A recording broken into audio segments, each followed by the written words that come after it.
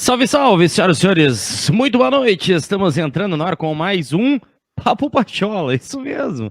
Mais um Papo Pachola aqui na minha, na sua, na nossa Rádio Pachola. Ao vivaço agora. Passou, cara, passou. Era 7h03, agora 7h04 da noite. E vamos até às 8 horas atualizando as coisas do tricolor, senhoras e senhores. Por aqui, dentro da Rádio Pachola, tá certo? Sempre na parceria, na companhia de Banrisul. O mundo muda o tempo todo e o Banrisul também. Em 2022, o Banri mudou a marca e o posicionamento, buscando ser mais humano, acessível e coletivo. Também fez o maior plano safra da história. Investiu em sustentabilidade e inovação e mudou o nosso jeito de comprar com o Banri Shopping. Todo mundo o tempo inteiro, menos a nossa conexão Banrisul.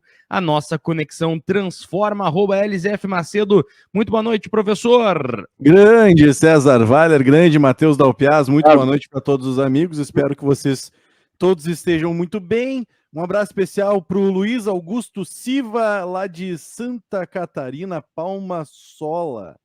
É isso mesmo. Hélio de Libertário também está por aqui. O Alexandre Biasi perguntando se o Carbajo só será anunciado amanhã. Vamos falar sobre isso também. E, cara, eu gostei muito da coletiva do Bruno Vini. Gostei muito mesmo. E eu quero falar sobre isso. Destaquei algumas aspas aí dessa coletiva. Não quero me iludir, mas eu gosto muito de jogador inteligente.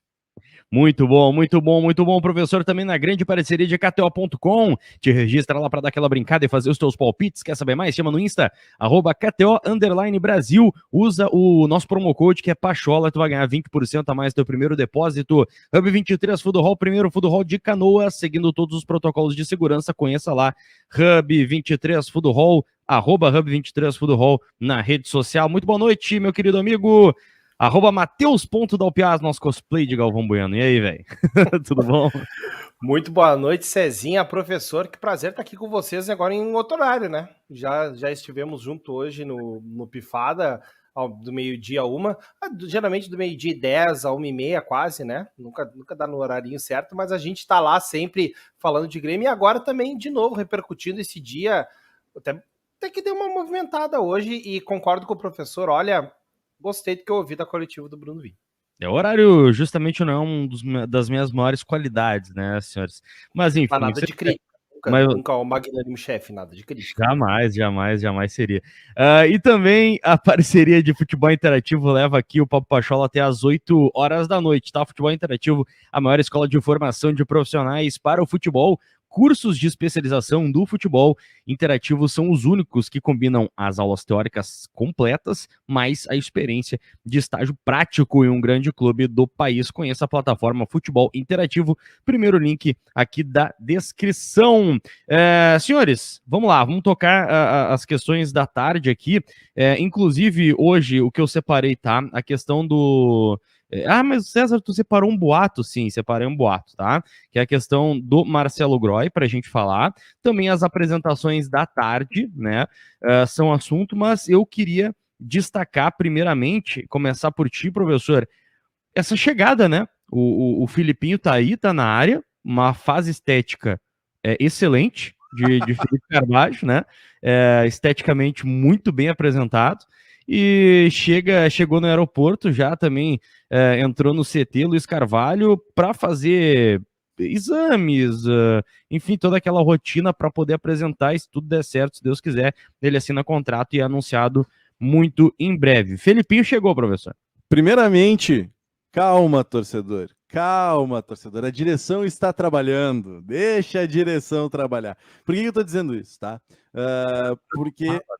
Agora tu fala. Tu era um. Não, mas é isso. Essa é a minha culpa que eu vou fazer. Botando pressão. Eu era outro. Mas tu era... É essa observação que eu preciso fazer aqui. Eu acho que enquanto comunicador gremista, é minha missão, é meu dever estar lá na diretriz, quando eu assinei com a Rádio Pachola, de que eu deveria sim botar uma pressão na direção, e vou continuar botando pressão sempre que eu achar necessário. Sempre que eu achar importante criticar, vou criticar. Quando eu achar que tem que elogiar, e já era, cara. Porque assim, o que nós temos em comum é a torcida e o amor pelo Grêmio. Nada importa mais do que isso. E aí, a questão do Felipe Carbajo é que ele vem sendo conversado, vem sendo falado há bastante tempo já. E se eu não me engano, até antes do próprio Guerra vencer a eleição, já se falava que tinha ali o jogador do Campeonato Uruguaio que estava para vir para o Grêmio, que ia receber proposta, que quando o Guerra vencesse ele ia fazer a proposta oficial, e aí ele ia trazer para o Grêmio e tal. Então há muito tempo se fala no Felipe Carbajo. E justamente por se falar há tanto tempo, que daí todo mundo começou a ficar curioso. Tá, mas e aí? Será que o cara vai chegar? Será que o cara vai vir? Será que isso? Será que aquilo? E o Grêmio foi lá, fez a proposta, deu as garantias bancárias, e o tempo todo era, tá quase certo, hein? Tá quase certo, hein? Tá faltando um pouquinho só, hein? 99% já é do Grêmio, mas sempre faltava aquele 1%. E dava aquela impressão de que a qualquer momento podia melar o negócio. E aí chegava o empresário, dava uma entrevista, que é coisa de empresário mesmo, não tem como, eu julgar, assim, sabe? Que empresário fala coisas, que é para valorizar o seu próprio produto, né? E aí ele fala assim, não, porque chegou uma proposta aí do México, e aí talvez ele vá para a Europa também, tem umas conversas e tal. E aí isso tudo faz com que o torcedor fique meio nervoso. Por quê?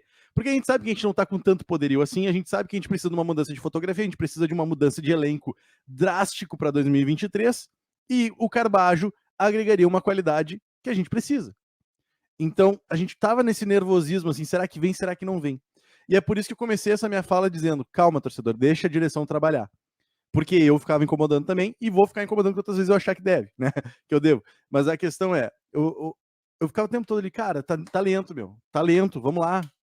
Faz alguma coisa, traz o Carbajo de uma vez, traz o cara pra Porto Alegre. E a direção trabalhando na dela.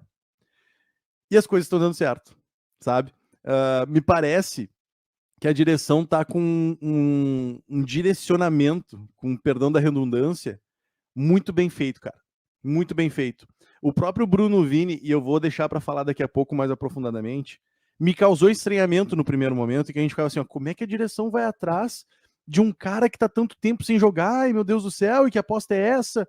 Mas tu vai olhar, o contrato do cara é baixíssimo. O motivo pelo qual o cara não tava jogando não tem nada a ver com lesão ou com déficit técnico, sabe? Então tudo isso tu vai colocando na mesa, vai percebendo assim, ó, cara, a direção tá com um pensamento legal, pode errar? Pode errar, mas tá com um pensamento legal. E aí traz agora Felipe Carbajo, que era o nervosismo que nós tínhamos de, pô, será que vai melar? Será que não vai dar certo? Será que ele vai para a Europa? Será que vai aceitar a proposta do México? Não, a direção bancou. O tio do Arroz ajudou. Demos a garantia bancária. Fizemos a melhor proposta.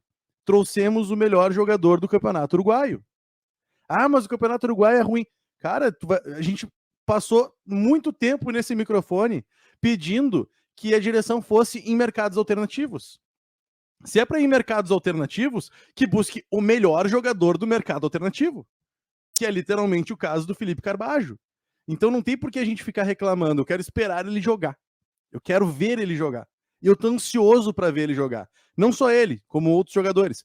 Mas eu tô ansioso para ver isso dar certo. Justamente por achar que a direção está num caminho muito interessante, muito legal. Então, fico feliz, Felipe Carbajo desembarcou finalmente em Porto Alegre, ter tudo certo nos exames, que seja anunciado, seja apresentado e que entrose o mais rápido possível, porque a gente precisa que tudo isso dê certo. Aquele 1% vagabundo, né, Matheus Dalpiá, sempre estava atrapalhando a conclusão da negociação com o Felipe Carbajo, mas o homem está aí, deve assinar contrato já e ser apresentado, pelo menos anunciado, né, amanhã, porque também amanhã já emendamos com uma chegada. Cristaldo deve aparecer por Porto Alegre também para fazer todo esse processo amanhã, né? Eu só dou certo quando eu ver o anúncio. Dou certo quando vê o anúncio, porque a gente já viu lá em 2017 dois caras embarcar em Porto Alegre, o Kaique e o Torito Rodrigues. Chimarrãozinho. E aí chegar o tio do chimarrão lá, dar um chimarrãozinho, lesionar os caras e as negociações não acontecerem. E isso é super passivo de acontecer, tá? Tirando a parte da brincadeira. Mas, pessoal, vamos lá. Desembarcou, eu acho que a coisa andou. Eu tenho uma visão um pouquinho diferente do professor, que é o meu problema com a campanha política. Porque na campanha política começou a se pautar. Não, porque estão acertado. Tá tudo certo. Não, só um pouquinho. Não tem como ele dizer isso. Mas se prometeu. Agora que ganhou, beleza. Agora vamos cumprir. E já levou-se um tempo desde que aconteceu e demorou-se para cumprir. Ah, mas tem todo o processo. Tá, legal. Então faz o seguinte, olha só. Diz que tu já tem atletas que tu tá monitorando. E aí, quando tu assume, tu começa, ó, a gente tá em negociação com tal situação. Desculpa te interromper, Matheus, mas é isso uma coisa que eu fico confuso e que eu tô realmente expressando uma confusão, tá? O Guerra, ele deu como certo o Carbajo ou ele disse, a gente deu uma olhada no cara e se a gente assumir, a gente vai atrás? É esse discurso que para mim não tá tão alinhado assim, porque eu realmente não lembro do que foi dito. Porque se foi dito que o Carbajo estava certo, eu vou concordar 100% contigo, porque vai ser uma jogada política. Como é que tu vai acertar com um cara se tu não tem nem acesso à chave do cofre ainda? Se tu não assumiu as coisas. Mas eu não lembro se o discurso foi esse. Tu entende? Então tô só expressando essa confusão. Eu lembro, pelo que eu lembro, e eu posso estar equivocado em relação a isso, tá, Luiz? Mas olha só, pelo que eu lembro, eu vi esse discurso. Eu vi, ó, tá tudo tá acertado, pelo que eu lembro. Mas assim, não dar a entender meia interpretação. A gente tá na comunicação e sabe bem do que a gente vai estar falando aqui.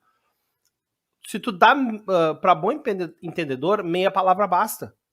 Então, se tu deixa meio subentendido que possa ser, tu dá toda a margem para interpretação e para isso virar uma espiral da informação, não sei o quê. Então, é melhor tu trabalhar. E eu acho assim, depois que teve os anúncios do Bruno e do Calef, isso melhorou muito. Porque o Grêmio veio dizer, olha, fulano tal foi observado, não vai rolar. E eles não disseram os motivos, só disso, não vai rolar. Fulano tal, realmente a gente está tendo uma conversa, mas ainda está em estágio inicial.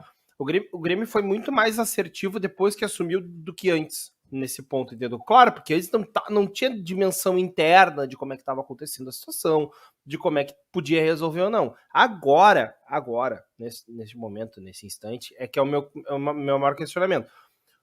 Beleza, agora a coisa aconteceu, tá tudo certo, a gente analisou, o Carvalho vai vir para acrescentar muito numa posição que o Grêmio estava bem deficitário, que era a questão do segundo volante, daqui a pouco mais um homem também para construir o meio campo, isso ainda a gente não tem certeza de como é que vai ser, porque a gente não tem dimensão de como é que o Grêmio vai ser a maio de 2022, como é que o Renato está pensando, então só nos primeiros jogos a gente vai saber, mas o importante estamos preenchendo o plantel. Tá tendo profundidade de elenco. Ah, galera, por que tá falando termo difícil? Não é um termo tão difícil. Pensar o seguinte, quanto mais profundo o elenco mais opções tu tem para usar.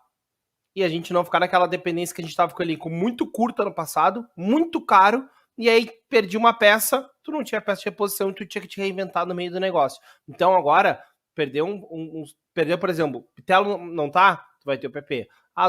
Ou vai ter o Carbajo, tu vai ter um Cristaldo na frente, já chegou o Gustavinho, tem o Ferreira, Michael talvez esteja chegando aí também. Então, pelo movimento do mercado, o próprio Bruno Vini também, o movimento mostra que o Grêmio está buscando ter opções no plantel e profundidade. Deu alguma coisa errada com um, a gente pode suprir com outro. Eu queria... Desculpa, Cezão. É só porque o Ivo Rodrigues colocou essa mensagem aqui, ó, que eu vou botar na tela. Professor, com todo respeito, nós gremistas devemos tratar não como o tio do arroz, mas o grande empresário da área alimentícia e agricultor, Celso Rigo. Eu gostei desse comentário do Ivo Rodrigues, justamente porque de forma lúdica a gente vai chamar de tio do arroz e vai sair tio do arroz, mas tem que se fazer essa valorização, por isso eu quis deixar só registrado, porque é prato fino, né? É o arroz do Celso Rigo. O prato fino não patrocina a Rádio Pachola. Mas todos que vêm pelo bem do Grêmio merecem ser exaltados. Então não há problema algum em dizer que devemos consumir prato fino, entende? Justamente. Não pode só falar, né? Tem que comer arrozinho no almoço todo dia. Tem que comer arrozinho, exatamente. Mas justamente porque temos que valorizar todos aqueles que valorizam o Grêmio e estão pelo Grêmio. Alô, Celso Rigo, se tu puder plantar um macarrão, eu gosto mais, viu, de macarrão. E foi uma piada, evidentemente, senão vai vir os Loki e vai falar, mas aqui macarrão não se planta, tem que plantar um trigo. Mas enfim, vamos lá. 7h18, senhoras e senhores. Falando sobre o Carbajo, eu tenho muita expectativa sobre o Carbajo, sabe por quê?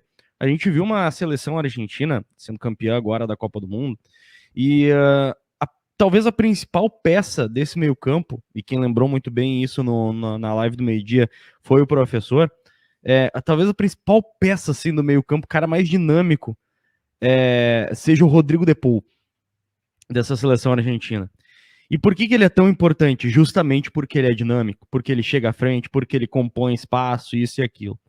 E o Grêmio foi atrás de jogadores mais ou menos deste perfil. E eu quero que vocês me ouçam com bons ouvidos, tá? O Grêmio foi atrás do Carbajo, foi atrás do PP, foi atrás do Gustavinho, né? Foi atrás de jogadores mais ou menos nesse sentido. Ah, mas é que o Gustavinho ele é mais ofensivo, o PP é mais ofensivo. Ah, mas o Carbajo é mais defensivo. O Depô é mais defensivo ainda do que o Carbajo. Ok, beleza, eu entendo isso. Mas o que eu quero colocar aqui é a questão pura e simples de dinamismo. Dinamismo de meio de campo. Enquanto a gente tinha algumas outras peças em outros anos que ou eram extremamente defensivos e só, como por exemplo o Thiago Santos, ou a gente tinha caras que não davam dinamismo, eram um pouco mais à frente, mas não davam dinamismo, como o Lucas Silva, ou ainda a gente tinha, puxando um pouco mais atrás, caras que eram muito bons na frente, deram muito certo, como o Douglas, né, o maestro, deram muito certo na frente, mas não tinham poder para recompor lá atrás, não eram dinâmicos na defesa. Enquanto a gente estava com esse tipo de perfil de jogador, a gente ainda se limitava por algumas coisas. Hoje, com o Grêmio buscando vários jogadores de meio campo extremamente dinâmicos, isso dá uma amplitude de formação, de função dentro do campo, de troca de função tática dentro da partida, inclusive, de o Grêmio poder se colocar um pouco mais atrás e se defender bem, poder avançar suas linhas e atacar também o adversário bem. Então, assim, essa dinâmica de meio campo que o Grêmio tá montando me deixa com muita expectativa e tô muito por ver o Carbajo jogando, né? Porque justamente essas questões do futebol moderno estão me atraindo assim nos últimos tempos, assim, quando eu olho uma partida de futebol, eu tô achando um saco aquele jogo assim que não tem dinâmica, que não tem ocupação de espaço, sabe? Aquela ocupação de espaço que tanto o Guardiola prega, né? Que não importa muito o jogador, mas importa o espaço ocupado e tal. Cara, quando o jogo tá amarrado, é um saco, cara. É um saco. Então, um jogador que é inteligente, é dinâmico, gostando muito. Mas tem uma coisa que é fundamental para isso aí acontecer, César, mais até, não sei se mais, tá? Mas tanto quanto tu buscar jogadores que tenham esse perfil, e aí eu vou usar o microfone, o canhão da Rádio Pachola, para de novo encher o saco, tá? Mas Heverson Pimentel. Ô, Heverson Pimentel. Eu preciso de um time mais intenso, cara. Eu preciso. E aí, claro que eu sou um leigo nessa questão de preparação física. Eu sou, assim, ó. O Heverson Pimentel vai olhar o Papo Pachola e vai dizer assim, ó, mas quem é o professor para querer vir falar de mim e tal? Eu realmente, eu não sou ninguém. E assim, não tenho pretensão que se pense qualquer coisa diferente, tá? Mas eu sou um torcedor do Grêmio que veja um time sem intensidade nenhuma, que vi, né, em 2022 e 2021, um time sem intensidade nenhuma, e que nas poucas oportunidades em que algum jogador tentava demonstrar algum tipo de intensidade, ele morria na sequência. Fora os jogadores fora de forma que nós tivemos em 21 e 22, mas fora de forma mesmo. De tu usar o uniforme branco e ficar com vergonha de usar aquele uniforme branco lá, que tá marcando a barriguinha do Campas. Parece tá a gente KTO, né? Bah, cara, na Copa KTO é uma vergonha, sabe? Mas é que eu também não vivo disso aí, né? Então, assim, por que eu tô dizendo isso, tá? Porque, querendo ou não, e aí sim, vai parecer que eu tô fazendo uma defesa ao Diego Souza. Não é uma defesa do Diego Souza, porque o Diego Souza podia estar bem mais magro, independentemente do Heverson Pimentel ou qualquer outro que fosse preparador. Eu acho que ele foi... mas tinha lesão e tal. Tá, mas jogador de futebol não pode ter aquele porte físico pesado que nem ele tava ali, né? Eu acho que é meio falta de respeito, assim. Mas a gente fala tanto de dinamismo, assim, né? Do jogo, do cara tentar ocupar espaço e tal. Em diversas oportunidades eu via, por exemplo, em 2022, o Diego Souza sair lá de dentro da área, vir buscar a bola no círculo central para tentar ocupar um espaço diferente, porque a bola não estava chegando lá também, então ele tentava fazer alguma novidade. Só que esse movimento dele fazia com que ele não tivesse fôlego para chegar lá na área de novo. Era completamente horroroso. Mas o pensamento não era tão horroroso assim. Tu entende o que eu tô dizendo? O pensamento de sair de posição para tentar ocupar outra coisa e fazer uma novidade, ele não é um pensamento ruim. Só que o Diego Souza não tinha a menor condição de botar isso em prática, pelo porte físico dele, por causa da falta de intensidade do time no geral. Então, assim, nós queremos jogadores que tenham essa capacidade mental, intelectual, de entender qual é o espaço que está sendo criado e ocupar esse espaço, de tocar e aparecer, de não se livrar da bola e pensar assim, ó, ok, cumpri minha parte, de entender que tem que participar mais do jogo. Eu preciso de jogadores assim. Mas para isso acontecer, eu preciso de uma preparação física impecável. O que me parece que está acontecendo agora nessa pré-temporada, tá? Eu não vou desconsiderar o fato de ter emendado uma temporada na outra em 21 e que daí em 22 não sei o que lá. Beleza, podem usar a justificativa que quiserem. Mas o que eu vi, eu vi. E eu vi um time sem intensidade, eu vi um time pesado, eu vi jogadores fora de forma, eu vi jogadores com a barriguinha marcando na camiseta. E em 23 me parece que isso vai ser corrigido. Tu entende? Por isso que eu não tô dizendo assim, ó, fora Heverson Pimentel. Não tô dizendo isso. Tô dizendo, Heverson, vamos lá, me dá um time intenso, pelo amor de Deus. Porque me parece que essa pré-temporada agora, pelo menos nessa primeira parte, tá tendo uns testes físicos muito pesados, assim. Isso me agrada. Mas eu preciso ver isso em 23. Jogadores com intensidade para aguentarem essas dinâmicas do jogo. Porque tu só ocupar o teu espaço e se livrar da bola e dizer cumprir minha função, não serve mais, velho. Não dá mais. Até se criou um debate aqui, falando em intensidade, professor. Se criou um pequeno debate aqui no chat. Porque o Evandro Maier, 92, abraço Evandro, ele coloca aqui, ó, existe ainda um maestro igual Douglas? E aí teve uma resposta, né, do Luiz Henrique, Lannis Doyle, é isso? Ele coloca assim, ó, existe o Ganso, mas é muito lento. Sim, mas é justamente isso. O Douglas também não era um cara intenso, não era um cara rápido. Então talvez a tua frase, pretensiosamente corrigindo, Luiz, seria apenas o existe. Existe, o Ganso. Pararia por aí, porque realmente o Ganso e o Douglas, assim, e um abraço também pro Luiz, né? O Ganso e o Douglas são jogadores muito, muito, muito, muito, muito parecidos, cara. Um pouquinho mais um chute de fora da área, um pouquinho mais uma jogada mais recuada, não sei o que. Cara, mas são jogadores muito parecidos. Não, mas. Não, mais ou menos, mais ou menos. Quem é mais parecido com o Douglas, o Ganso ou o Lucas Silva? Esse é o ponto que eu tô querendo chegar, entendeu? Mas em que tipo de comparação? Em barriga? Em barriga o Lucas Silva, com certeza. Que barriga, cara? De onde é que o Lucas Silva tem barriga, meu? Vocês estão malucos? O meu ano passado ele era um dos que tava marcando. Ele era um dos que tava marcando. Mas olha só, deixa eu só trazer, porque depois em cima o Elite Libertário até comenta. O último 10. Cara, realmente, a função camisa 10 é uma função em extinção no futebol. A ideia de um camisa 10, um cara construtor, do perfil de construção de jogo que encoste muito na área, ele é uma função em extinção. Ela está sendo, o armador do time está sendo transformado em outras posições. Pode ser, por exemplo, um primeiro volante, como o Pirlo foi na Itália, que esse cara construía mais de trás. O Xavi não era simplesmente ele não era um 10, mas ele também não era o primeiro volante, era um cara de faixa central de campo. O Xavi da Espanha, o De Bruyne no City, na Bélgica não, porque daí cagaram de bater também, mas no City principalmente, ele é esse cara que também auxilia dos lados e acaba pisando dentro da área também. Então mudou-se, como o futebol mudou, também mudou a característica do 10, né? Mas o Douglas era muito cara que acelerava a bola. Então, um jogo de contra-ataque, por exemplo, ele pegava, e por que era pefador? Porque daqui a pouco ele botava aquela bola reto no pé do cara, ou no ponto futuro certinho pro atacante. E esse é o principal ponto. Mas esse atacante hoje tá em extinção. Desculpa, peço perdão. Ele acelerava a bola.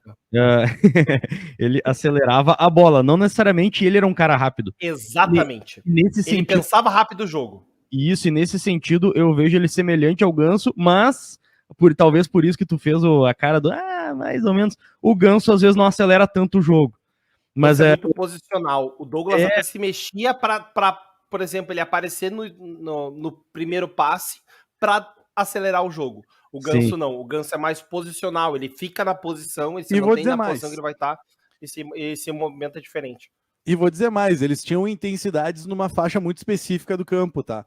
Porque assim, a gente tá usando como comparativo, por exemplo, as seleções da Copa, e só para entender, a gente conversou um pouquinho sobre isso também hoje no Pifada ao meio-dia, porque eu tava muito... eu fiquei muito impressionado com o Modric. Falando sério, assim, muito impressionado com o Modric. Absurdo.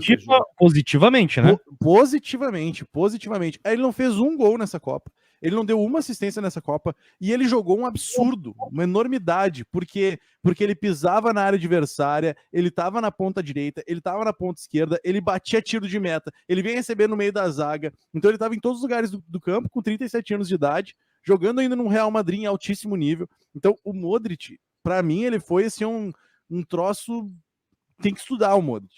E aí, claro, quando a gente fala de intensidade de jogadores, dinâmica de jogadores, eu não acho que no Grêmio a gente vai ter um jogador que tenha uma capacidade de aparecer em tantos pontos diferentes. Não estou dizendo nível Modric, estou dizendo aparecer em tantos pontos diferentes. Mas quando a gente cita, por exemplo, um Douglas, ou quando a gente cita um Ganso da vida, eles têm a sua intensidade hoje, tá? Eles já tiveram também fases bem preguiçosas na vida, mas eu lembro, por exemplo, de um Douglas com uma intensidade numa faixa do gramado muito específica.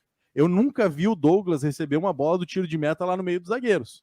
Mas eu já vi o Douglas, por exemplo, sair correndo do círculo central e aparecer na ponta esquerda, na frente de quem estava marcando ele. É uma intensidade de tiro curto. Tu entende? Não é uma intensidade de resistência de passar 90 minutos se mexendo. Mas é uma intensidade em que ele fica posicionado, esperando e no momento certo, tiro curto. Vou atacar. Isso o Douglas fazia muito bem. E o Grêmio não tinha nem essa intensidade em 2022. Vou usar o 22 agora como um específico, tá? O Grêmio não tinha um jogador com essa intensidade de 90 minutos ou com essa intensidade de vou te atacar, de tiro curto. Não tinha isso. E a gente precisa de, pelo menos, essas opções, né, de montagem de grupo e opções de como tu montar a tua estratégia durante os 90 minutos também. É, e tu vê como essas coisas são complexas, né? Porque a gente vai lembrando de jogadores, e talvez mesmo o camisa 10 seja uma figura em extinção, como a gente está falando já há muito tempo, isso não é um debate novo, né?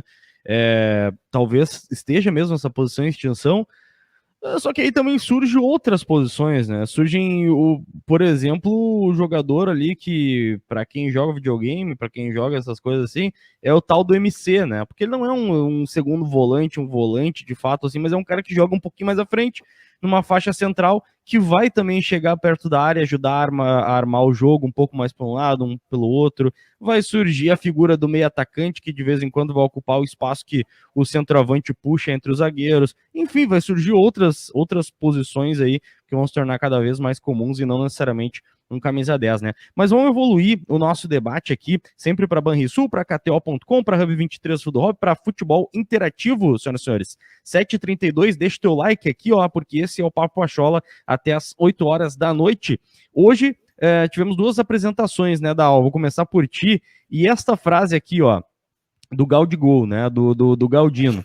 Ele colocou assim, ó, atenção, ele falou assim, ó: a canhotinha de fora da área ali pode dar muitas alegrias pro torcedor gremista.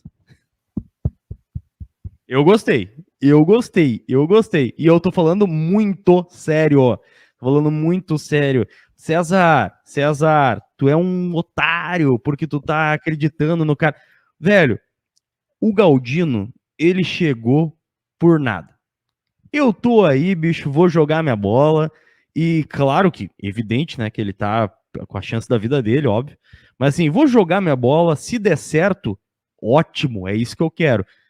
Se infelizmente não der, eu ainda tenho mercado, eu ainda consigo jogar no nível que eu estava atuando antes. Então, Galdino, bicho, dou toda a confiança para você, Galdino. Alô, Everton, você tem a minha confiança, bicho. Se serve para muita coisa a confiança do César Vale, não sei se serve. Mas, Galdino, você tem minha confiança, porque a canhotinha dá o Alpiaz. A canhotinha pode dar muitas alegrias. Até assim, ó, a frase não tá errada, tá? Na real, vamos. Se a gente pegar o professor F. Macedo, professor de português, redação maravilhoso, ele pode concordar comigo. A frase não tá errada.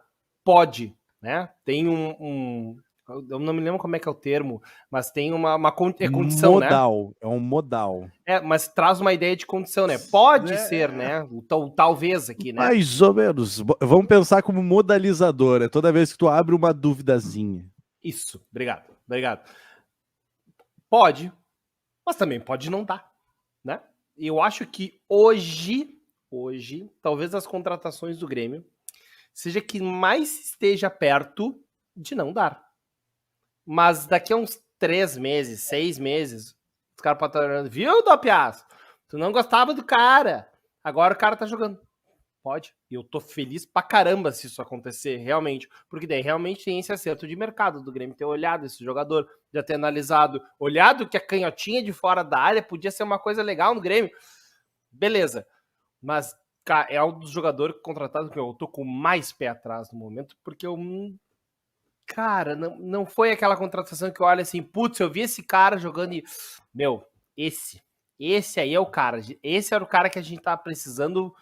Toca no Galdino. Não era esse cara, entendeu? Não era o cara que me mostrasse algo de diferente, que trouxesse pro Grêmio uma coisa diferente.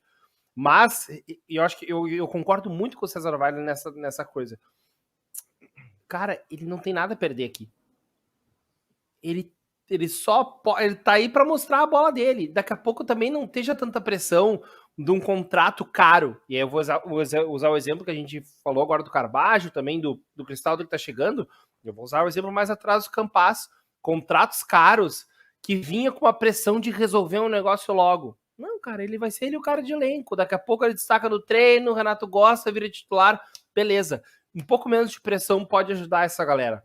Porque vai ter gente mais chegando com mais pressão, de ser um camisa 10, de ser um armador, de resolver, por exemplo, o Cristaldo, de tomar conta de uma posição, que nem o Carbajo, vai ter a pressão pelo que se advém num contrato caro, de um salário daqui a pouco um pouco mais caro. Então, o que eu desejo pro Galdino é, faça o seu, se confia na canhotinha, bota essa confiança na canhotinha na gaveta. Na gaveta, o ângulo do adversário, não na gaveta, engaveta e guarda para si. Né? A gente tem que ter a comunicação, nós estamos falando, né? Comunicação para todos, né? Então, mas, cara, se ele tá confiante, beleza. Mas eu ainda tô com o pé atrás. Ô, professor, canta comigo, professor. Toca no Galdino, que é gol. Vamos, professor, canta comigo. Cara, eu tô 0 pé atrás com o Galdino. 0 pé atrás.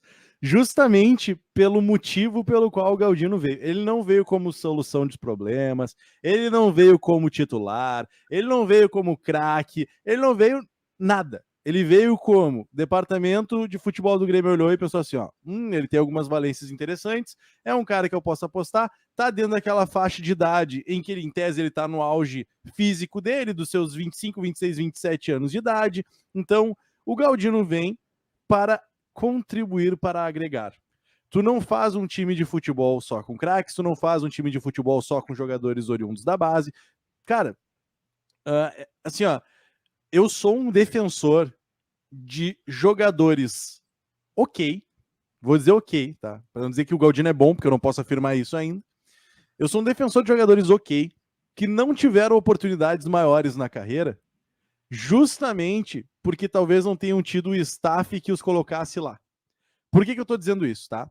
Porque não foi uma nem duas vezes que nós vimos jogadores bem duvidosos, 23. chegarem, não vou citar ninguém, chegarem ao Grêmio, bem duvidosos, chegarem ao Grêmio com aquele estofo de joga muita bola, recebendo um salário milionário. Mas por que ele joga muita bola? Ah, porque ele veio do Corinthians.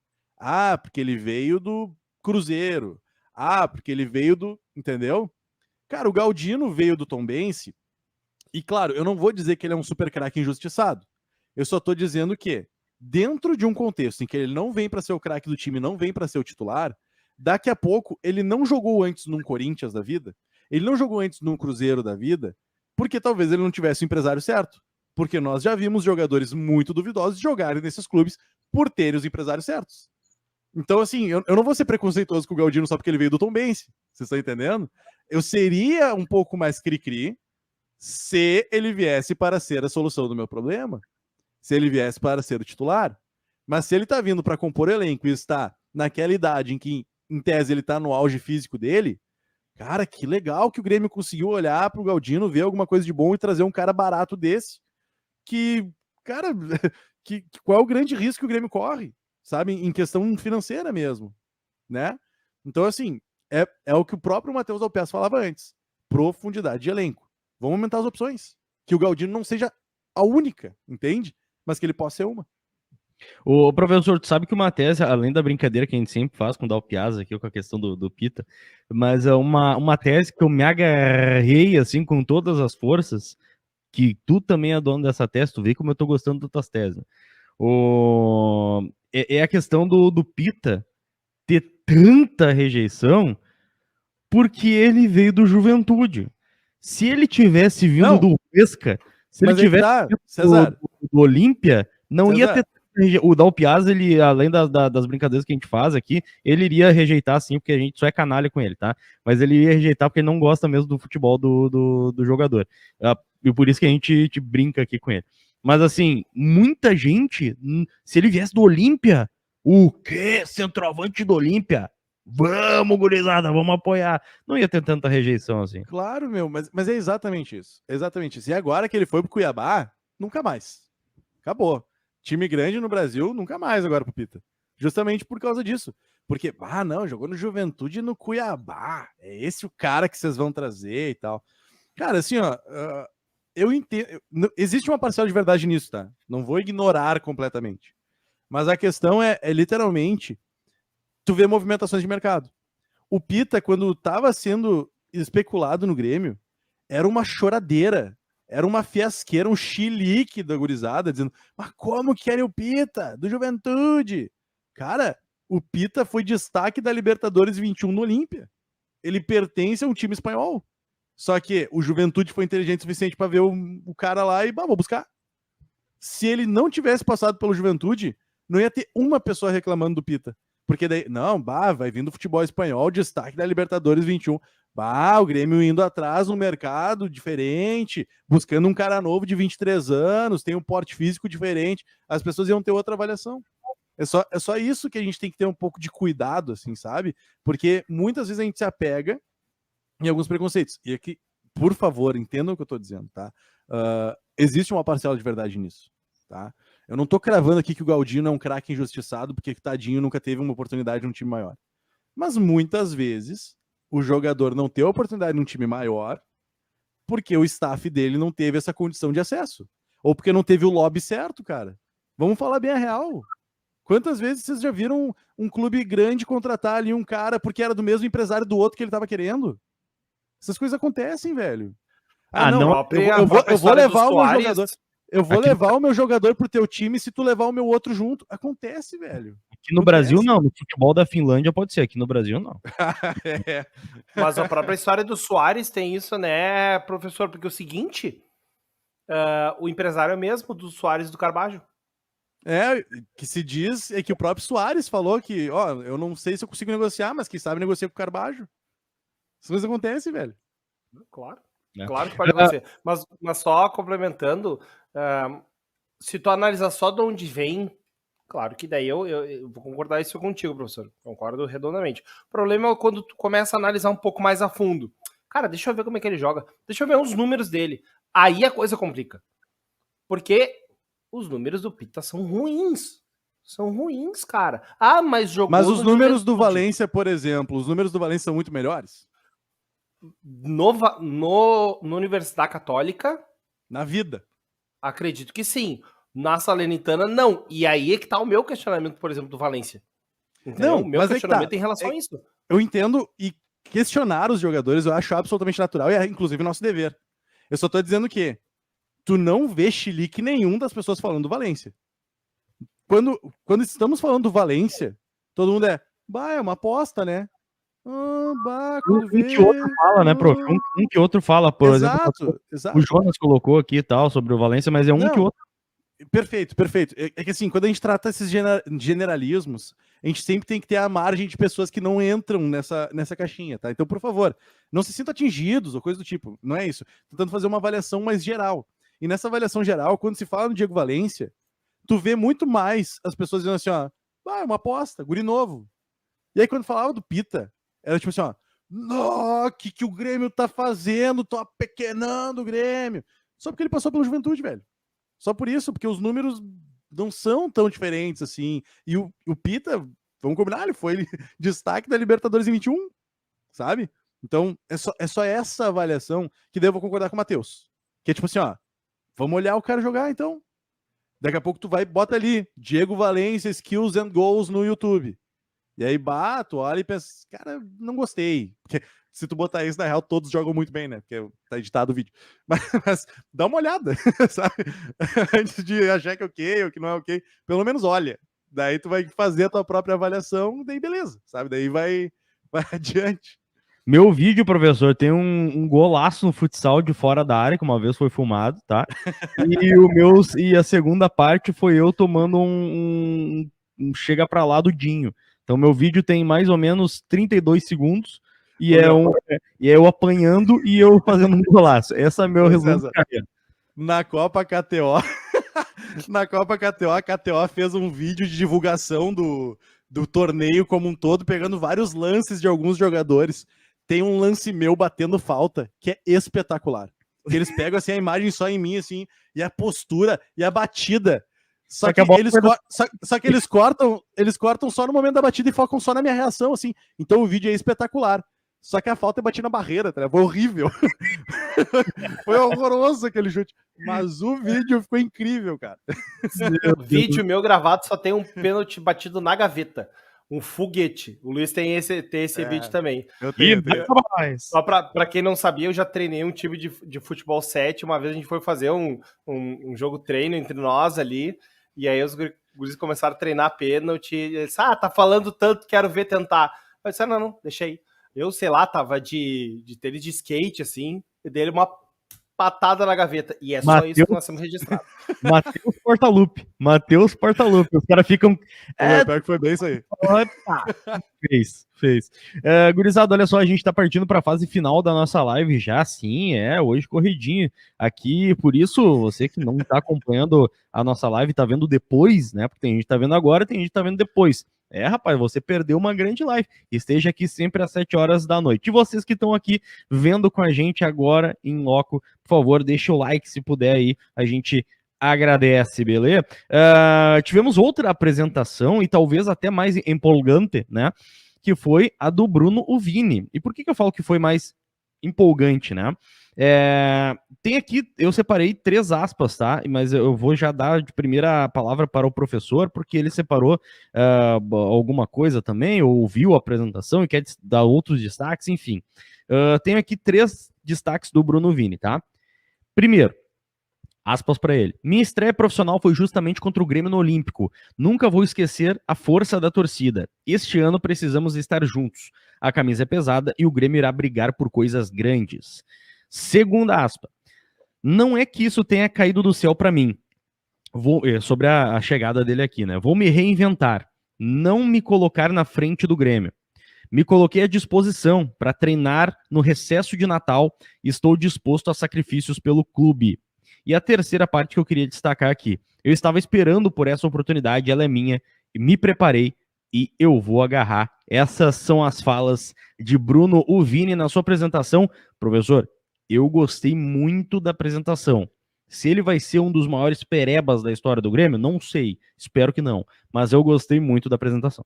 Tem um ex-comunicador da Rádio Pachola que hoje está em outra rádio de Porto Alegre, que ele dizia o seguinte: César, estou apaixonado, César. Mas para quem que ele falou isso? Era pro volante, aquele que foi pro Sampaio Correia. César Araújo. Meu chapéu. Ele se apaixonou pelo Araújo, cara. E ele falava no homem, assim. César, por favor. Mas, enfim, eu uso essa brincadeira de meu querido amigo Eduardo Andriotti, um abraço para Eduardo Andriotti, para falar sobre Bruno Uvini. Por quê? Porque ele é um jogador muito articulado, cara. A entrevista coletiva de apresentação do Bruno Uvini foi de uma inteligência, assim, sabe? Porque ele sabia o que responder e não me pareceu que foi ensaiado, não me pareceu uma coisa de assessoria. Me pareceu uma coisa de... ele é assim. E isso é muito legal, porque tu vê jogadores que têm cabeça. Eu preciso de jogadores que tenham cabeça, tenham uma boa mentalidade. Claro que só ter a mentalidade não é o suficiente. Eu preciso que jogue bola, é óbvio. Mas tu tá mais próximo do sucesso quando tu alia um jogador que seja inteligente com um jogador que seja competente. Por que eu tô dizendo isso, tá? Porque o Bruno Vini, quando ele surge, ele jogou São Paulo, jogou Santos e tal, mas nas categorias de base ele sempre foi um jogador muito promissor. E é um hype diferente do promissor que nós temos aqui no Rio Grande do Sul, tá? Porque aqui em Porto Alegre, aqui no Grêmio, parece que todo guri que vem do sub-20 é craque. E não é assim que funciona. Quando o cara tem um hype no Sudeste, o hype é diferente. O cara realmente tem alguma coisa a apresentar. E o Bruno Vini sempre foi capitão de seleção de base, sempre foi um cara titular, sempre foi um cara que realmente tinha algo a apresentar. Só que daí, durante a carreira dele, ele buscou, na verdade, mercados alternativos. Então jogou Arábia, jogou Japão. Então ele não foi, assim, o cara dos grandes centros europeus. Talvez por uma opção de carreira, talvez porque realmente não tivesse futebol para isso. Não me cabe aqui julgar essa parte, tá? Mas eu entendo que ele tinha alguma coisa a oferecer pro futebol. E hoje ele é um cara experiente, hoje ele é um cara maduro. Entramos em contato com alguns caras que já treinaram ele na Arábia, entre eles o auxiliar técnico do Fábio Carelli, que agora não vou lembrar o nome. Isso foi um trabalho, inclusive, do Guilherme Sartori no Pifada, tá? E pedimos uma avaliação do Bruno Vini e ele falou assim, cara, liderança, jogador muito bom, jogador muito inteligente, sabe? Só tinha elogios a fazer ao jogador. E claro, nesse momento também entra talvez um amigo ali que não vai querer queimar o cara. Mas eu acho que são avaliações importantes a gente ter para chegar nesse ponto agora da coletiva. Quando o Grêmio anunciou o Bruno Vini, eu pensava assim, ó, cara, eu me lembro do Bruno Vini quando ele surgiu e ele é bom jogador. Mas o que tá acontecendo com ele agora? Putz, ele tá no Japão. Ah, mas ele não joga desde maio de 21. Não, peraí, é muito tempo sem jogar. E se ele não tá jogando há tanto tempo, aconteceu alguma coisa. Então, num primeiro momento eu não fui atrás para saber o que aconteceu, eu só fiquei meio nervoso porque, pô, o Grêmio tá trazendo um cara que não joga desde maio de 21. Então, ou ele machucou muito, ou ele é ruim pra caramba, sabe? E isso me deixou nervoso. Mas ao mesmo tempo que deixou nervoso, eu pensei assim, ó, tá, mas é um cara barato, vai ganhar 50 mil, ganhar 50 mil reais, mas vai ganhar 50 mil reais dentro do universo do futebol, é barato, né? E que não vai ser titular, vai ser um reserva. Então, vale ali a aposta. Então eu tava nessa corda bamba de análise do Bruno Vini, entende? E aí eu vi a coletiva dele hoje. E na coletiva, ele explica por que ele estava sem jogar desde maio de 21. Por que ele estava sem jogar desde maio de 21? Porque o clube dele no Japão queria aumentar o tempo de contrato e diminuir o salário dele. E aí ele disse, não. E ele, Bruno Vini, deu uma forçadinha na rescisão, dizendo, não, se vocês vão me oferecer isso, eu não quero jogar mais aqui. Só que essa cisão entre Bruno Vini e diretoria do clube dele no Japão fez com que eles mantivessem o contrato dele até o final, ou seja, não renovaram, não fizeram nada do contrato, ou seja, ele se obrigou a cumprir o contrato até o final e deram um gancho nele. Botaram ele na geladeira. E aí ele estava com contrato, mas sem jogar, por causa dessa cisão. E ele próprio, Bruno Vini, explica isso e diz, eu fui impedido de fazer a coisa que eu mais amo, mas, olha só, foi um motivo ruim? Foi. Mas não foi um motivo tão ruim quanto poderia ter sido, porque eu não tive nenhuma lesão. E eu não tô tendo nenhum problema técnico. Não. E ele, Bruno Vini, fala, eu tive que me reinventar, eu me reinventei nesse tempo, treinei, fiz sacrifícios sem saber se eu ia voltar a jogar, fiz sacrifícios no escuro sem saber se eu ia ganhar outra oportunidade. Mas quando o Grêmio me chamou, eu pensei, é a oportunidade da minha vida, eu vou dar minha vida. E aí ele, Bruno Vini, fala, cheguei aqui e mostrei para todo mundo que eu não estava atrás de ninguém na parte física. Mano, olha só, pode dar errado? Pode dar errado, é futebol. Mas vocês estão entendendo o quanto este pensamento, ele se aproxima do sucesso? É só isso que eu quero, cara. É só isso que eu quero. Eu quero pessoas comprometidas. Eu quero pessoas que queiram. E o próprio Bruno Vini fala na coletiva que, apesar de ele estar já com seus 30 anos, de forma alguma ele se sente acomodado, de forma alguma ele tá pensando em parar, não, ele quer mostrar serviço e ele olhou pro Grêmio como uma oportunidade de praticar de novo a coisa que ele mais ama e que ele foi impedido por 2 anos de fazer por uma questão burocrática e não por questão de lesão ou por questão de deficiência técnica. Por questão burocrática, não deixaram ele jogar. Então ele tá olhando pro Grêmio com uma paixão que foi transferida para mim enquanto espectador, vocês estão entendendo? Então quando eu tô falando assim, ó, pô, estou apaixonado, é claro que é uma brincadeira.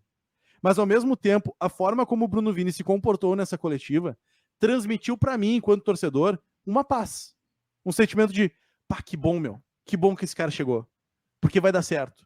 E aí ele fala que foi bem recebido pelo Jeromel, foi bem recebido pelo Kahneman, que parecia que eles conheciam ele há muito tempo já. E aí tu mostra que o grupo, ó, tá unindo. O grupo tá começando a se aglutinar, o grupo tá começando a se entender, e nós estamos com caras comprometidos. Então, cara, pode dar errado? Pode, porque é futebol. Mas convenhamos, estamos muito mais próximos do sucesso do que em outros tempos. Então é isso que me deixa animado em relação ao Bruno Vini. E a última coisa que eu quero destacar, desculpem a palestra, tá? Mas a última coisa que eu quero destacar é, o Bruno Vini coloca essas aspas: time bom ganha jogo, elenco bom ganha campeonato. Eu não vim para tirar espaço de ninguém, eu vim para agregar e vai ter oportunidade e eu vou ajudar. Por que eu peguei essas aspas? Porque ele foi perguntado, olha só, tem Jeromel e Kahneman. Cara, como é que tu vai jogar com Jeromel e Kahneman? E ele diz assim, eu fui acolhido por esses caras de uma maneira muito diferente e eu não vim para tirar o espaço deles. Por quê? Porque time bom vai ganhar um jogo, mas elenco bom ganha campeonato. E eles não vão jogar todos os jogos. E quando eles não jogarem, eu vou estar pronto. E quando eu estiver pronto, eu vou ajudar para manter no mesmo nível para que a gente tenha isso para poder ganhar um campeonato. Então, esse é o tipo de resposta que eu preciso e que, claro, que não fique só nas palavras, que ele consiga levar isso para dentro de campo também e que o vestiário seja um lugar acolhedor, que seja um lugar legal, que esteja todo mundo unido, que o campo seja um lugar em que esteja todo mundo unido e que as coisas estejam alinhadas para o sucesso do Grêmio. Mas me parece que estamos no caminho certo. Dal e a apresentação do Bruno Vini com essas frases fortes, né? Como eu coloquei no título da nossa live aqui, frases fortes nas apresentações da tarde. Bruno Vini. Não, depois dessa palestra incrível, né? Esse TEDx do professor aí, cara, fica um pouquinho difícil até de comentar, assim, né? Parece muito Brincadeiras à parte, cara, primeiro eu gosto de posturas corretas, assim, tipo, posturas pra frente, caras determinados. Mas principalmente que queiram vestir a camisa. E o Bruno Vini mostrou que quer vestir a camisa. Eu acho que esse é o primeiro ponto. Que ele é essa oportunidade, ele vai agarrar, ele vai batalhar. Se fala muito bem da parte psicológica dele, se fala muito bem dos bastidores, isso a gente já comentou diversas vezes, e o professor falou muito bem sobre isso. Meu ponto é até que ponto a parte física do Vini vai estar inteira, e assim, hoje nós temos Jeromel e Kahneman, a nossa zaga titular. Ele é o primeiro zagueiro reserva? Ou ainda é o Bruno Alves, que fez uma boa Série B? Esses pontos ainda a gente precisa ter em mente de consideração, César Valles, que está com o microfone mutado. Não, é que para mim, de primeira seria o Bruno Alves, né? Eu imagino também, mas agora a gente começa a abrir parte para discussão. Só tava vendo, acho que foi o Jesus Oreste que comentou ali no chat, eu apontei para lá porque estou eu na minha tela aqui e a TV está passando a live, acompanhando, e eu consigo enxergar os comentários de uma maneira mais um pouquinho maior, assim, daí fica bom de analisar. E falou, porque a gente já tem que pensar na substituição de Jeromel e Kahneman. Concordo, mas não é pelo Bruno Alves que a gente está pensando nessa substituição, porque é um cara já de 30 anos. Então, não é por aí, porque o Kahneman tem 31, o Bruno Alves tem 30. Então, não é a reposição imediata. O Vini, obrigado. Já tem 2 Lucas. Aí me botam 2 Bruno. Vocês querem me sacanear, né? Vocês estão loucos pra me sacanear. O Grêmio diz assim, ó, vou sacanear o Dalpiaz na hora de fazer o comentário pra errar tudo. Tudo. Só com esse foco aí. Mas brincadeiras à parte, assim, postura correta, mentalidade certa, estão falando que ele tá voando nos treinos mesmo. E, cara, eu quero ver ele incomodando o Jeromel e Kahneman. Pra não ter aquela acomodação de dizer, ó, se eu vacilar, o cara vai passar por nós. Entendeu? É isso que eu quero. Eu quero que o Carvalho chegue agora e o Bitelo diga... Cara, se eu não correr, esse cara vai me botar no banco? Que o PP chega aqui, ó, tô correndo nos treinos que eu quero ser titular. E a hora que eu entrar, vocês vão ver. Eu quero ver o Galdino, que nós estávamos falando, testar a canhotinha dele, entrar no jogo e arriscar. Mas principalmente, fazer o que for pedido pelo treinador. Não adianta você entrar no jogo. Ó, vou mostrar como é que faz. Não, cara, mas foi o que o Renato pediu? Não, então calma e faz o que o Renato pediu. Vamos devagarinho, ou como diria Jack Stripador, vamos por partes. Muito bom, Cara, belíssima referência. Diga... Não, que teve uma observação do Douglas Kohlhaus que me deixou assim, fiquei, é verdade, né? É verdade, quer namorar comigo? Que é o... Ele colocou assim, ó, estranho ele ter pego o número 15 do Lucas Leiva. Será que ele não vai voltar a jogar? E eu fiquei assim, ó, é verdade. E aí o que acontece? Eu tenho uma outra teoria. Porque o Lucas Leiva era o 15 e daí o Vini foi apresentado com a 15 hoje. E eu fiquei... cara, daí é coisa da minha cabeça, tá? Agora eu não tenho nenhuma informação sobre isso que tu colocou, mas eu achei muito interessante. Mas eu tenho outra teoria, tá? A minha teoria é de que o Lucas Leiva volta a jogar, se tudo der certo, se Deus quiser, né? Se não tiver nenhum tipo de risco pra ele. Que assim, tem 10 anos de risco. Para, Lucas, vai curtir a família. Obrigado por tudo, vai curtir a família. Mas assim, ele vai conseguir voltar a jogar, beleza. Se ele voltar a jogar, eu acho que até ele retornar, o Campaz já vai ter sido vendido. E aí vai vagar a camisa 7. E a camisa 7 era a que o Lucas usava antes. Lá quando ele surgiu. Então daqui a pouco é uma possibilidade. Vai saber, né? Pode ser, né? Mas é ainda tudo no campo da especulação, né? Porque a gente não... Criei agora. Não tem nenhuma informação. Zero informação. Vozes da minha cabeça. Essa é a fonte do professor. Mas, cara, eu fiquei apavorado agora, real, porque não tinha visto que o Vini tinha pego a 15, mas era do Lucas, aí daqui a pouco isso é um sinal. Tipo, realmente levanta a pulga, né? A gente fica com a pulga da orelha aqui, né? O Gui Marques coloca aqui, ó. Só se o Lucas vai ficar com a 5 ou a 21, quem é a 5 hoje? Thiago Santos. Thiago Santos é o 5, né? É. Aí podia ser um sinal bom, né? Esse é um bom sinal, né? Aí é um bom sinal. Mas o Gui Marques colocou aqui, ó. Ele usava 8, professor. Não era 7, cara? Era 7. Eu não lembro. Pra mim era 8. Pra mim era 8 também. Por isso que eu fiquei... Não, a 8 ele usou no Campeonato Brasileiro, era... mas a Libertadores não foi a 7. 7 era o Gavilã. Não, o Gavilã não era 7. Era 7? Vou catar pra vocês e... daí, aí nós erramos, né? Desculpa aí. Se foi, eu errei. Porque, né, sempre o compromisso... 7 era o Diego Souza.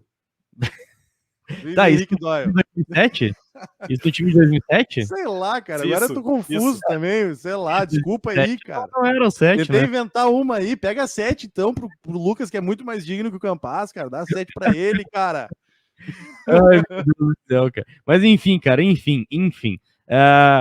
Falando em questões, assim, absolutamente especulativas, professor, surgiu essa questão do Marcelo Groy, né? Que é um... Eu vou chamar assim, mas por favor, não se ofendam, tá? A galera toda aí da internet e tudo mais, que é o meio onde a gente trabalha.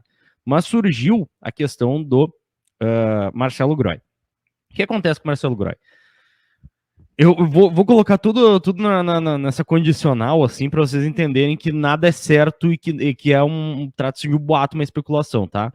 Estaria o Marcelo Groy disposto a voltar para o Brasil, porque estaria ele querendo não renovar, eu tô cheio do gerúndio, querendo não renovar com o Al Ittihad, né?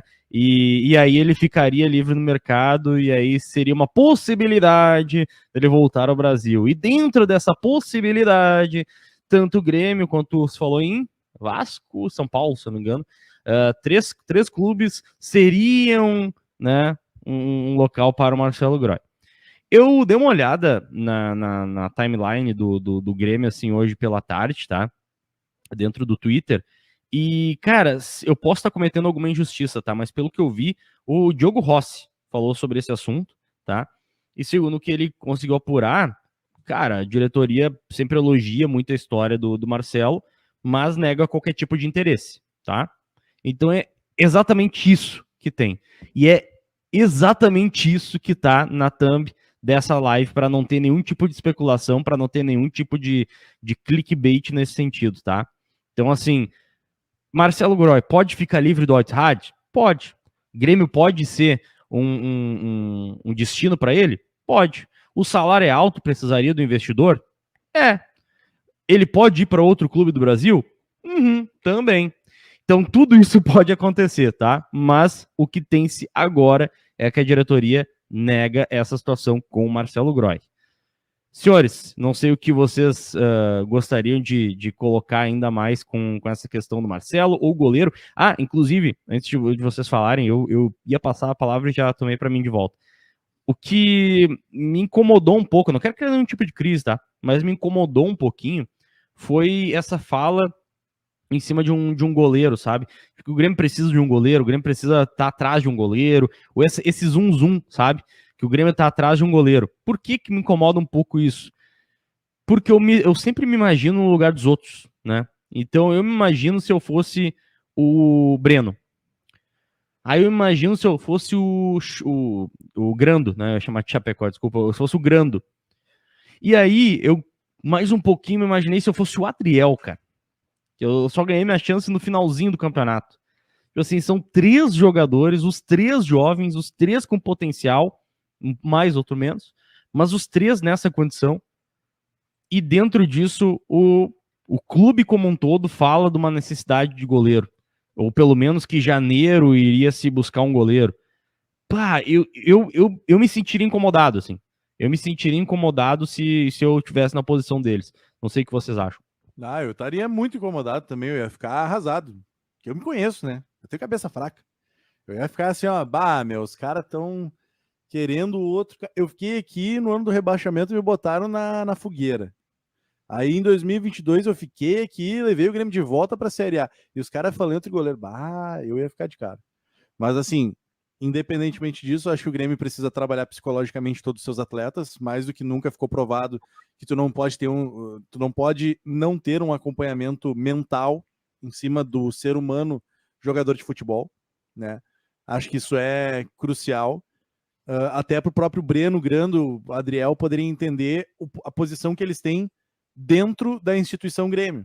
Querendo ou não, são funcionários e eles estão dentro de uma hierarquia que precisa entender que se o teu gestor crê que precisa de um cara que renda mais do que tu precisa aceitar nada mais do que aceitar e trabalhar mais para poder ser digno.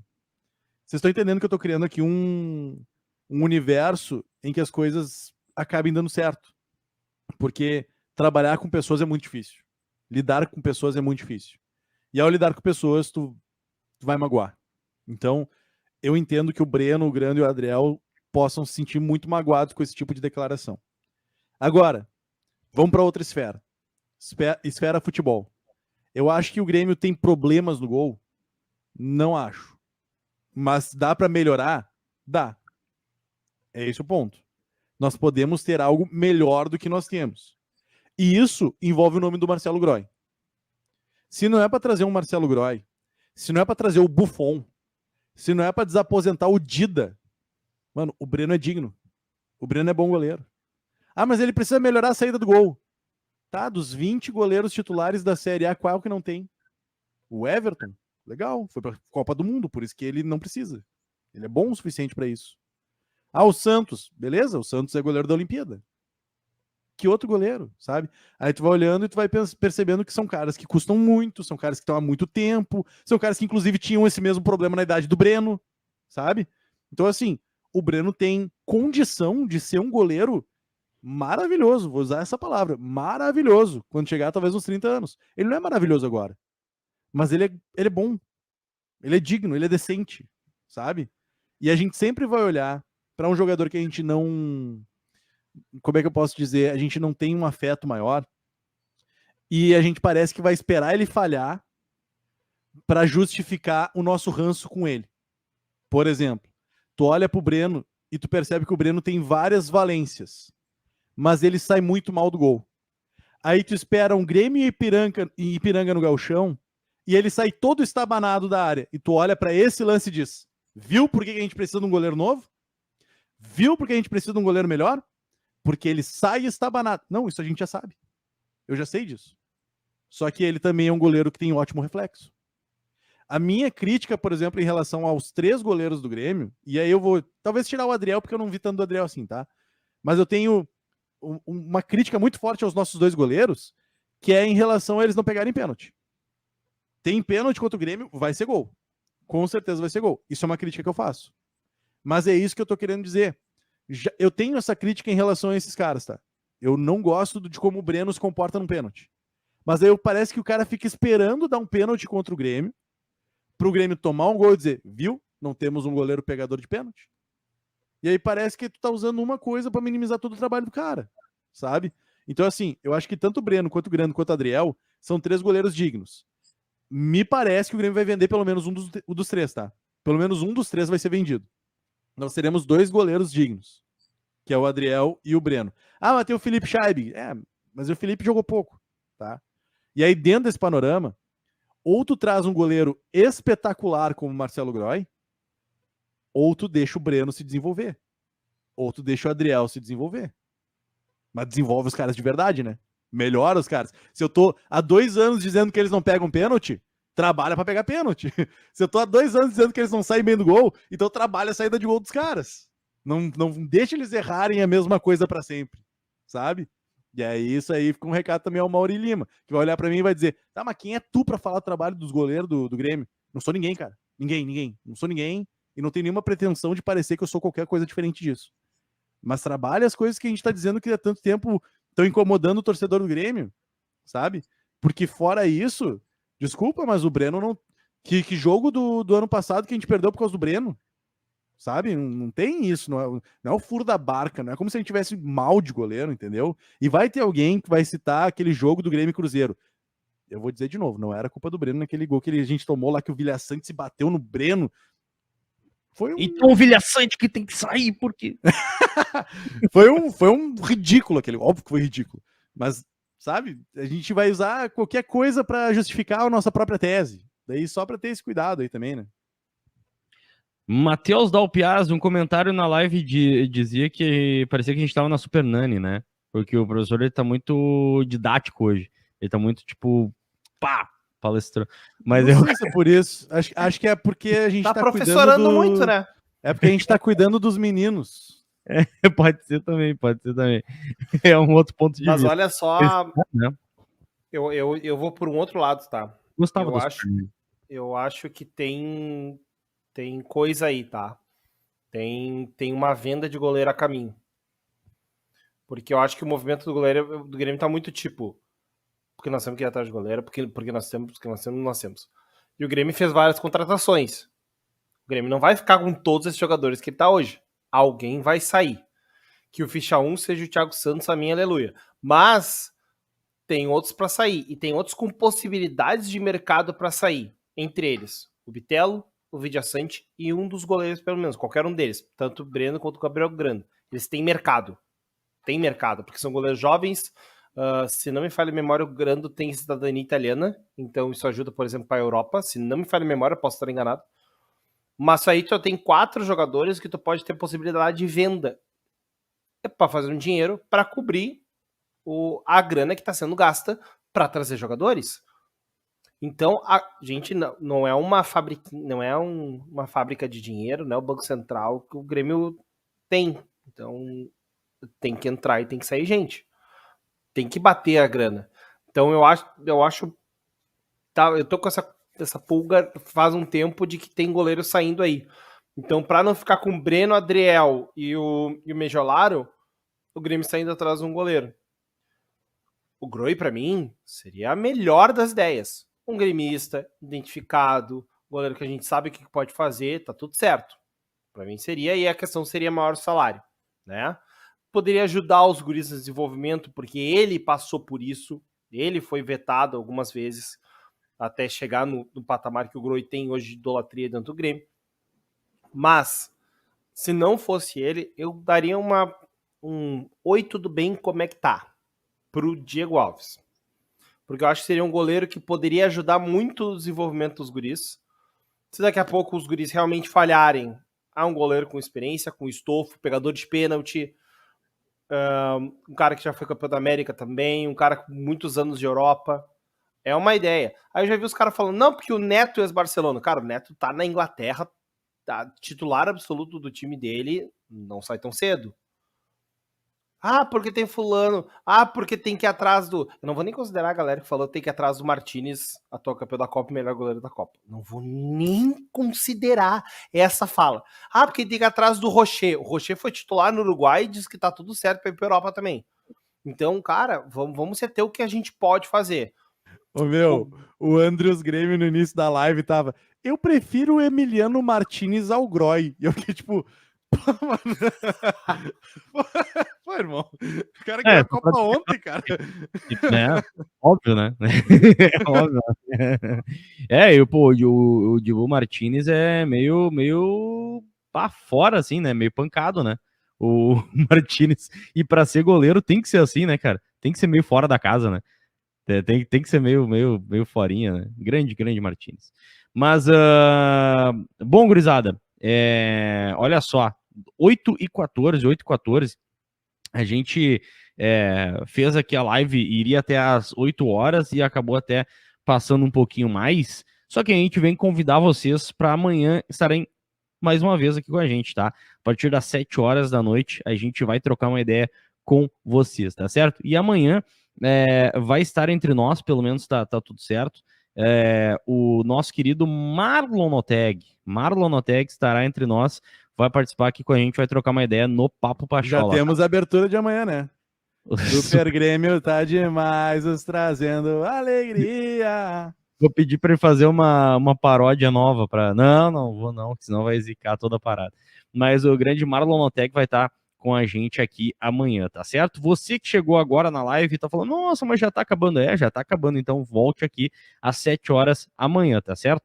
E não esquece, você que vai estar almoçando amanhã com a sua marmita, o Marmitex, aquele que é a quentinha, né? Que deixa a boia quentinha ali no almoço, você vai estar com a marmita na mão, tá? Então você vai deixar o celular aqui de canto do lado ligado onde? Aqui na Rádio Pachola, porque a partir do meio-dia também tem programação por aqui, tem live, tem a gurizada do Pifada para falar de Grêmio a partir do meio-dia. Meio-dia até 1 hora da tarde, vem almoçar com a gente, tá certo? Matheus Dalpiaz, obrigado, pela tua presença e pela tua disponibilidade de vir trocar uma ideia de Grêmio hoje com a gente. Valeu, velho.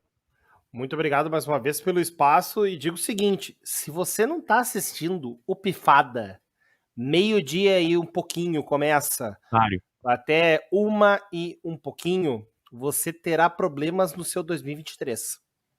Tá? E não envolverão o Grêmio, porque o Grêmio vai bem, obrigado. Mas, ó, te liga, tem que assistir o Pifada, tá bom. Tem o Oberher? Tem, mas tá bom. Muito bom, valeu, Dal. Feitoria Profê, tamo junto, velho, até amanhã. Valeu, Cezão, até amanhã, meio-dia, valeu, Dalpiaz. O Agreus colocou uma mensagem dizendo, tem gente pedindo o Léo Jardim, mas quando tava aqui a torcida criticava, agora porque o Inter sondou, eles pedem ele de volta também. E, é real isso aí, Léo Jardim. Eu gostava do Léo Jardim antes, mas o que avacalharam o homem antes, quando ele saiu do Grêmio, é brincadeira. Um abraço pro Gui Marques, um abraço pro L de Libertário, um abraço pro Bernardes, abraço para Antônio Munari, Adroaldo Silva da Silva. Também o Felipe Carbajo tá por aqui, o Alec tá por aqui, o Luiz Henrique Lanes Doyle tá por aqui e o Jonas Maciel também. Um abraço para todos vocês e obrigado pela audiência. Feito, tamo junto, gurizada. Até amanhã, o Grêmio não adianta.